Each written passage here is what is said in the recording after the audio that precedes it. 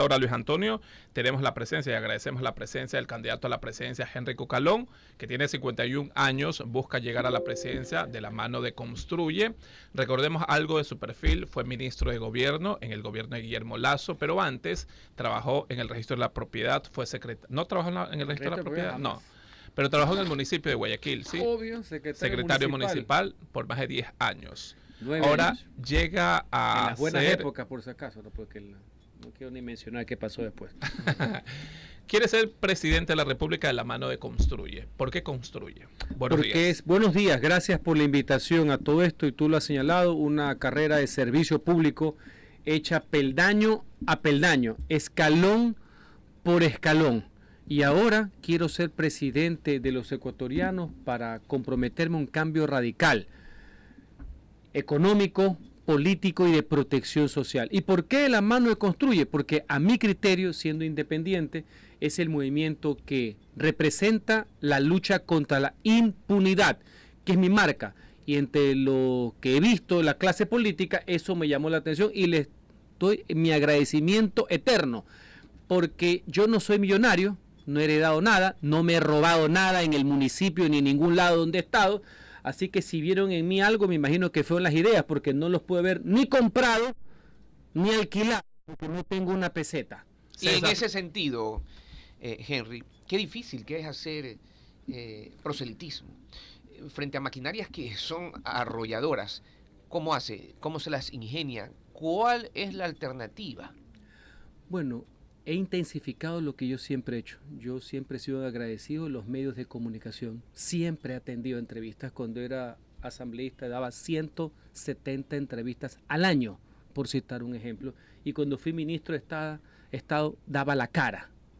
¿Ah? Así que he dado muchísimas entrevistas. Esta es la segunda del día para tratar de masificar el mensaje. También he hecho comunicación pues digital, que es algo nuevo para mí. Yo estoy acostumbrado al formato de la entrevista, el periódico, la radio, la televisión. He recorrido el país. Es difícil en el tema por los pautajes. Ya los medios de comunicación han sacado las campañas millonarias que se tienen por el tema de las pautas. No me refiero a las otras pautas, ¿no? A lo que se ha convertido la SECOM, que es una vulgar gerencia de pautas, no Secretaría de Comunicación del Gobierno Nacional, por si acaso, aunque eso viene arrastrado desde hace algunos años, por si acaso, no es nada nuevo. Así que he hecho mucho trabajo territorial, aquí con estas dos piernitas, mucha garganta, y por más complejo que sea el tema, hemos llevado la propuesta de cambio radical. Y ese cambio radical de la mano de Construye, ¿por qué no de Creo, siendo en su momento ministro de gobierno en el gobierno de Guillermo Lasso? Sí, por supuesto, por una razón muy clara, porque el hecho de que tú trabajes en un gobierno no te hace miembro del partido oficialista. Es bueno conocer eso. Eso es básico, no necesariamente eres miembro de un partido. En otros lados te obligan a ti hasta afiliarte por trabajar en una institución, y viene el clientelismo y el populismo, en mi caso nunca, jamás independiente. Y como ese de lado públicamente, ese movimiento me ofreció 2 veces ser candidato a la presidencia de la República, en el 23 y ahora en el 25. Les agradecí y preferí otra opción, que es la de Construye. O sea, el mismo Guillermo Lasso, líder de Creo, ¿sí le propuso? Sí, por supuesto, lo he dicho en varias entrevistas. ¿Cuál es la relación con Guillermo Lasso? ¿Sí es un expresidente, al cual respeto. Creo que con el tiempo muchas de sus ejecutorias serán mejor evaluadas. Y Henry, como todos, ha cometido errores también. Frente a la posibilidad de administrar el país, ¿cuál cree que es el problema más puntiagudo, el que amerita las primeras decisiones? Son varias al mismo tiempo en varios frentes, porque todos de una u otra manera están interrelacionados. Por eso cuando hablamos de seguridad multimodal, integral, desde el primer día. Pero eso va de la mano también con temas de protección social, de prevención, de política pública a favor de educación, a favor de la salud. Viene con reforma del Estado, con manejo económico. Pero si me preguntas, hoy lo que más está atormentando a los ciudadanos es el tema, por ejemplo, las extorsiones, el tema de los bucanadores, el tema de los delitos contra la vida, los secuestros. Eso se ha disparado, por así decir. Así que tenemos que entrar tanto en política pública preventiva a nuestros jóvenes, con recursos en salud y educación, con relaciones con los gobiernos locales que manejan el espacio público, y también con toda la fuerza del Estado, y me he comprometido a crear la Unidad Especial de Acción contra la Extorsión para que se les acabe la fiesta de los vacunadores, una unidad especial creada con los mejores elementos élite del ejército ecuatoriano y de la Policía Nacional. Hago énfasis en el ejército porque a partir de la consulta popular del año pasado, en que el pueblo aprobó que Fuerzas Armadas se puedan involucrar en la seguridad interna, uno de los delitos que estaba en el anexo de la consulta, no sé si la gente lo leyó, es el de la extorsión. Porque la labor de Fuerzas Armadas no es estar andando haciendo redadas callejeras ni andar buscando carteristas. Ese no es su función. Su función es pelear contra los extorsionadores, contra la minería ilegal, contra el narcotráfico, contra el tráfico de armas y contra el crimen organizado. ¿Y cómo tratar de combatir esos delitos? Por ejemplo, hay ciertos candidatos, sin dar los nombres, mano dura, muerte para los delincuentes, cementerios. Que algo es imposible, porque dentro de la Constitución no está previsto eso, ¿no? De pronto proponen tantas cosas que no van a poder ser cristalizadas. Correcto. Dentro de su gobierno, ¿cómo manejar o tratar de bajar estas tasas delictivas? Varias cosas, por eso hablé del tema de la seguridad multimodal, integral, seguridad democrática y seguridad ciudadana. Una es la labor de prevención del cometimiento del delito, y eso solo se hace con inversión social. Y aprovecho para decirte, porque no lo explicaron, yo sí hablé de este tema en el debate, que parecía concurso intercolegial del libro leído. Entre otras cosas, cortando el despilfarro y cortando los subsidios, que le llegan a los ricos, punto y aparte, paso la máquina a escribir, y actividades ilícitas como el narcotráfico. De ahí voy a sacar la plata para los más pobres en salud y educación. Los demás no explicaron de dónde sale la plata. Segundo, hay una faceta, sí, de la fuerza pública. Por eso es fuerza pública, no es beso volado público, ¿no? Claro que hay que tener mano firme. Para los que ya cometieron el ilícito sin contemplación alguna. Cárcel, y yo soy el autor de la reforma del año 2019, Henry Eduardo Cucalón Camacho. Todos los que cometen delitos contra la vida e integridad sexual pagan cana completa. Por si acaso, repito, desde el 2019, todos los asesinos y los violadores, cuando les pones mínimo 26 años y máximo 40, pagan cana completa. No hay régimen abierto, semiabierto, no hay prelibertad, no que he estudiado 7 maestrías por internet en la cárcel, nada. Pagas adentro, te quedas 40 años por si acaso. Eso es firmeza. Yo no tengo que declarar lo que voy a hacer. Yo ya he demostrado mi temple, mi entereza, mi firmeza. Yo no soy ningún paniaguado. Pero también tengo la experiencia para decirte que se necesitan de las dos cosas. La labor preventiva de protección social para que nuestros jóvenes y las personas no caigan en esto, que son oportunidades. Y a los otros, mi querido amigo, lo que yo no voy a decir es sandeces, como hablar de pena de muerte. Si esa es tu pregunta. No puedo porque tendría que quemar mi título o tirarlo como frisbee pues en la esquina. Tampoco pactar con nadie. No puedo pactar. Ni con bandas delictivas. No puedo pactar y por eso estoy con Construye. Recuerda que nosotros no estamos en purga. No estamos en plaga. Yo te estoy viendo desde aquí el edificio de la Corte Provincial. Mal habla de nuestro sistema judicial. Cuando gran parte de la sala de la Corte Provincial está procesada por corrupción, ¿no? Sí. Yo no estoy en eso. Eso me diferencia de algunos otros, pues yo soy un bicho raro. Yo nunca he llamado a jueces, nunca he llamado a fiscales, nunca he traficado con mis cargos. Por eso se desafilió del Partido Social Cristiano. Nunca he traficado con los cargos. No hay peor perversidad que haber pasado de la politización de la justicia a la narcotización de la justicia, porque eso fue lo que pasó. Los que pensaban que era normal estar traficando con la justicia, unos para la impunidad, unos para que cubran los robos, los asaltos en las funciones públicas, que no pueden justificar cómo es que tienen tanta plata si son una caterva de vagos que no han hecho nada. Primero era la impunidad, después proteger a los compañeros de los partidos. No se dieron cuenta que hicieron una ensalada rusa y terminaron beneficiando el crimen organizado del narcotráfico. Yo no soy de esos, ni de esas, por si acaso. Henry, pero la aspiración es sublime, pero para llegar a eso deberá pasar un proceso muy duro en todos los aspectos. Por supuesto, para llegar a buen será durísimo, puerto. Tienes toda razón, y yo por eso, yo no soy vendedor de humo, ni jalador de humo, por si acaso, ninguna de las dos, no soy demagogo, no soy populista, y yo no he venido diciendo que yo aplasto el botón, me aparezco y todo se soluciona, no solamente en el tema de seguridad, como otros que cuando estuvieron en el debate el 23 dijeron que la crisis del Ecuador no era por generación eléctrica, no sé si se acuerdan, ¿no? Y no pasó nada y encima dijeron que había ganado el debate, por mentira haber sido. No, yo no vengo aquí a adorar píldora alguna. Esto va a ser difícil. En temas de seguridad va a durar algunos años, pero por supuesto, los presidentes no son magos, no tienen la bolita de cristal, va a ser difícil. Mi diferencia es que yo vivo en la realidad. 1, 2, voy a dar desde el primer día pequeñas y medianas victorias hasta alcanzar la victoria final. Y le voy a hablar a la gente con la verdad. Si vamos a hacer sacrificios, el primero que va a poner el sacrificio, el ejemplo, va a ser el gobierno nacional, el presidente. En eso yo soy claro. Yo no les voy a mentir que yo me paro y se acabó el miedo. Porque soy bravo nomás, porque me paré y llegué yo. No, eso hacen los farsantes, los demagogos y los populistas, tanto de izquierda como los de derecha también, que son igualitos de autócratas, sino que los colores han cambiado, nada más. Y le acompaña la ley para poder ejecutar mano firme, que eso es lo que ansiamos como país. Sin duda alguna, todo el ordenamiento jurídico ahorita acompaña, todo inclusive lo que es el uso proporcional de la fuerza, el uso legítimo de la fuerza, no hay ningún problema. Es un tema de decisión, es un tema de voluntad política, también de compromiso también de la fuerza pública y las Fuerzas Armadas, de esta nueva visión que no se hace tampoco de la noche a la mañana. Bueno, ellos son obedientes. No ha sido fácil, no ha sido fácil el cambio de visión, de pasar de la amenaza externa a la amenaza interna, por citar un ejemplo. Es todo un cambio de chip que involucra formación, compromiso, pertrechos militares. Sí se han dado cuenta que de un momento acá, eso es una política pública que habrá que continuar.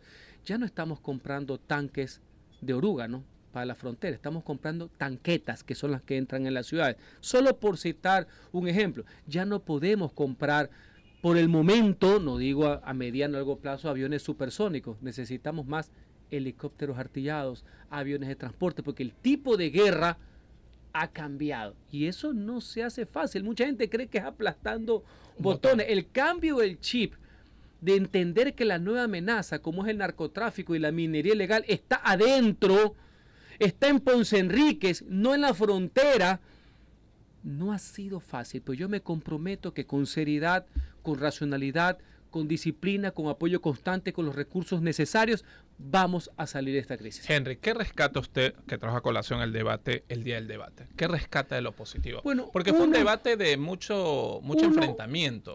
Yo no vi casi nada de enfrentamiento, se la sacaron por completo. No pero sí hubo ataque. De haber sido en el segundo, yo en el primero no vi nada. En todo caso, no es lo mejor, pero siempre será dable que haya un ejercicio democrático ahora obligatorio, mediante el cual la gente presenta sus propuestas u otras sus babosadas.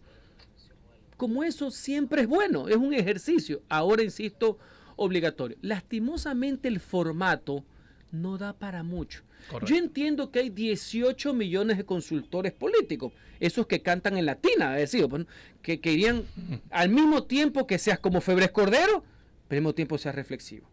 Que al mismo tiempo hagas propuestas, pero al mismo tiempo masacres. Eso no se puede hacer en 15 segundos, por si acaso, ¿no? Muy complicado. Muy complicado. Lo importante, en mi caso, yo fui con una estrategia clara. Dejar sentadas propuestas en qué se sustenta mi cambio radical. Y puse ahí el tema del manejo y la reforma del Estado.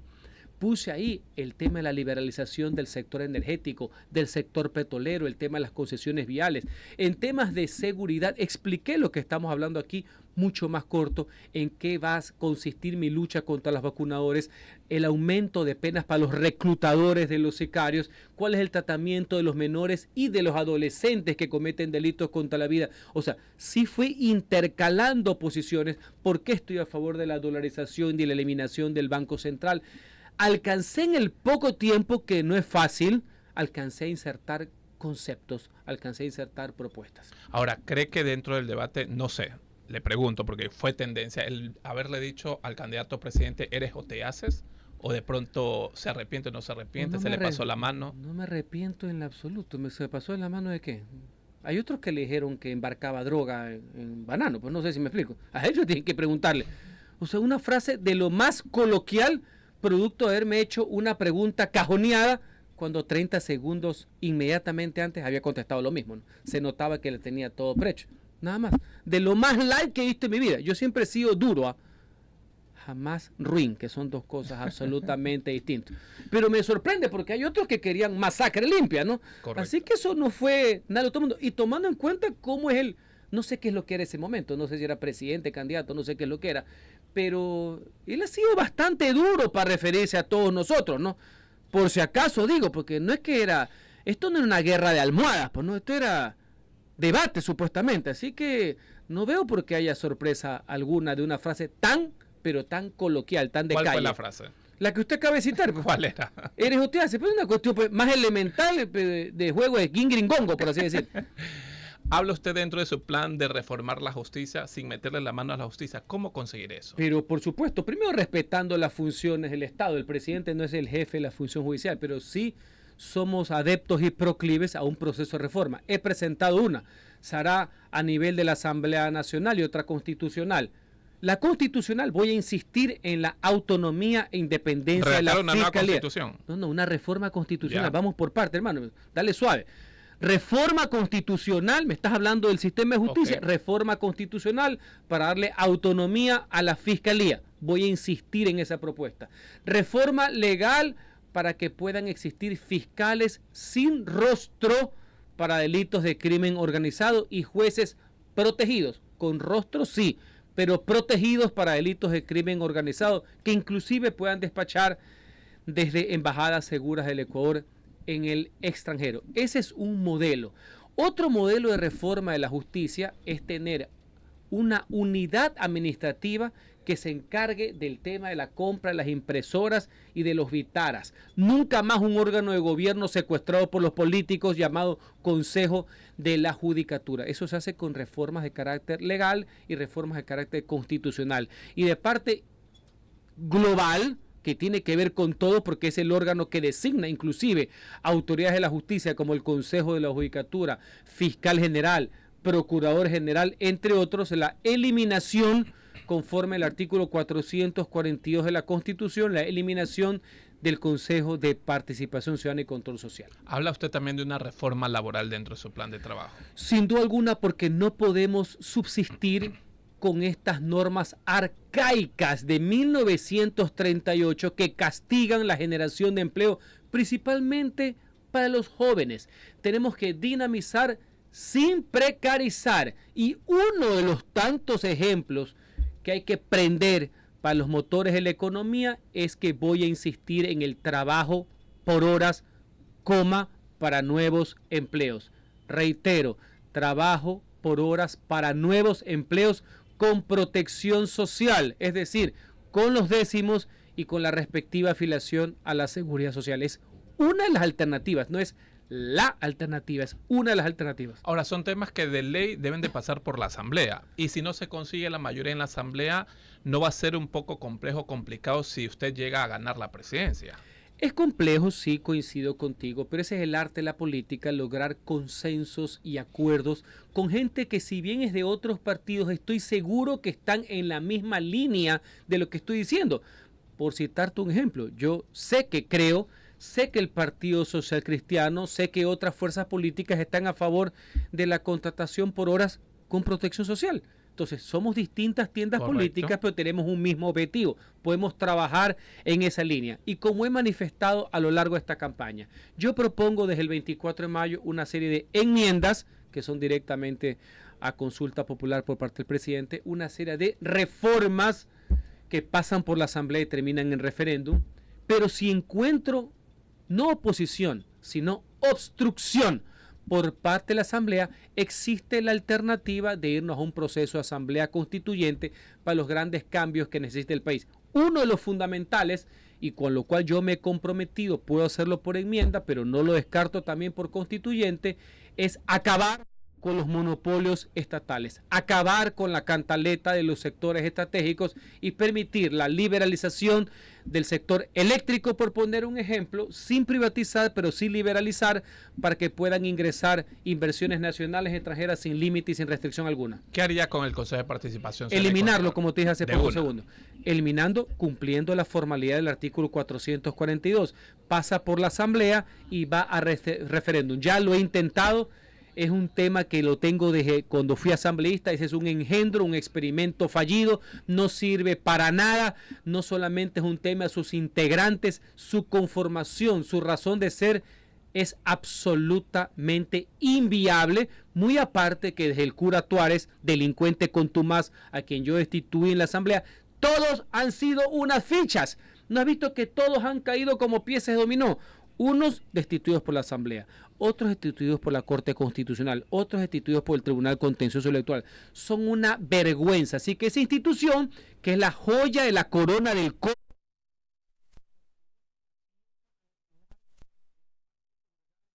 Constitución de Montecristi, tiene que desaparecer. En sus 2 periodos como asambleísta se lo notaba, se lo veía anticorreísta. ¿Se mantiene en esa línea? Mire, yo no soy este tema de los anti. En el momento que yo estoy anticorrupción, absolutamente caen estos señores por su propio peso. En el momento que me opongo al totalitarismo, ellos caen en ese tema. Y evidentemente fui un duro crítico del correísmo por una cuestión básica. Tenían un modelo concentrador, acaparador, estatista, intervencionista y dirigista. Y yo siempre he defendido la libertad individual, siempre he defendido la descentralización y la autonomía. Evidentemente choqué con ellos. Cuando los señores hicieron unas enmiendas como traje la medida de Correa, me opuse. Fui uno de los 7 legisladores que estuve en el pleno para consignar mi voto en contra. Cuando los señores del correísmo, que ahora tienen alcahuetes incrustados en todos lados por si acaso, inclusive algunos que eran compañeros míos en su momento, de otros partidos, cuando los señores hicieron la ley Mordaza en el 2003, ahí estuvo Cucalón pues votando en contra pues. Y así mismo en el año 2019 yo fui uno de los legisladores que aprobé la primera gran reforma de la ley de comunicación, mediante el cual eliminamos la Supercomp. Era otra de las joyas de la corona de estos miserables, pues por así decir. Yo con hechos lo estoy demostrando. Y fui uno de los interpelantes del perro.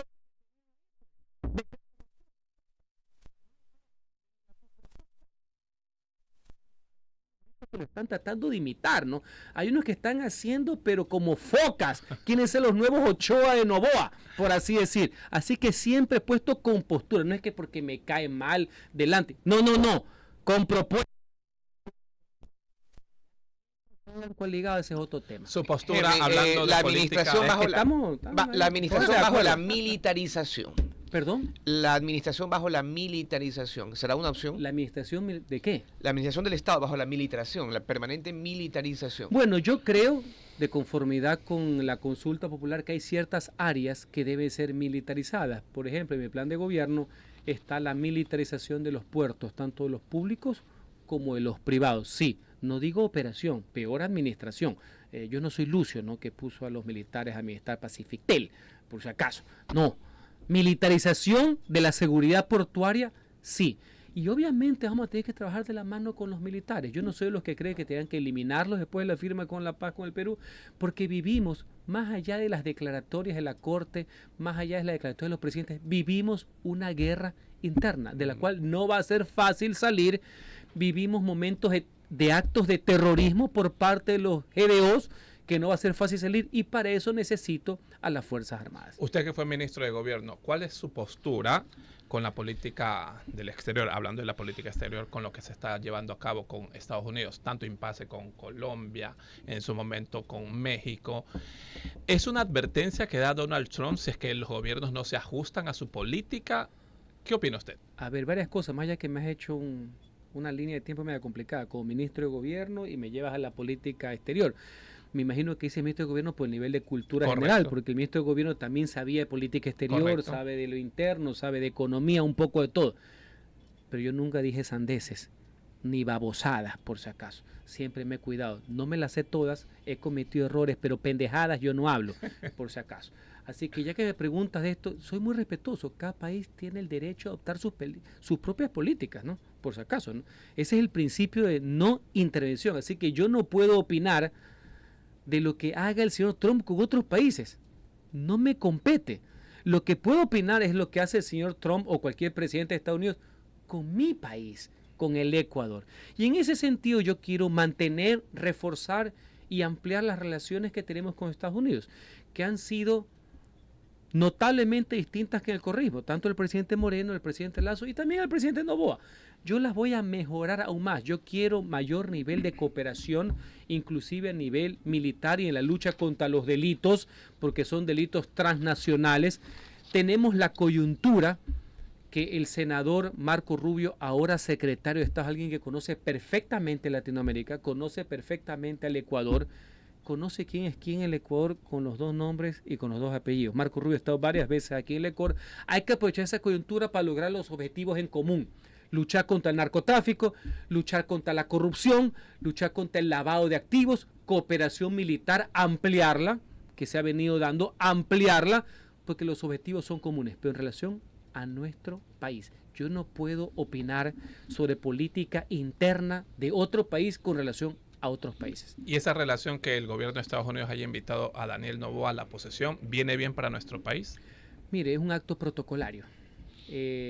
Primera vez en muchísimas, casi siglo y medio, que se invitan a mandatarios. Eso no era muy común en Estados Unidos, para quienes nos interesa la política norteamericana. Siempre será bueno que haya un mandatario, más allá que uno tenga diferencia o no, que esté un acto democrático de otro país. Lo preocupante fuera los que van a los actos de Venezuela, que es una dictadura, por si acaso.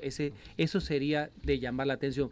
Mientras un presidente vaya a un acto democrático en el Capitolio, donde se representa la democracia norteamericana, que en enero del 2020 fue, fue vapuleada.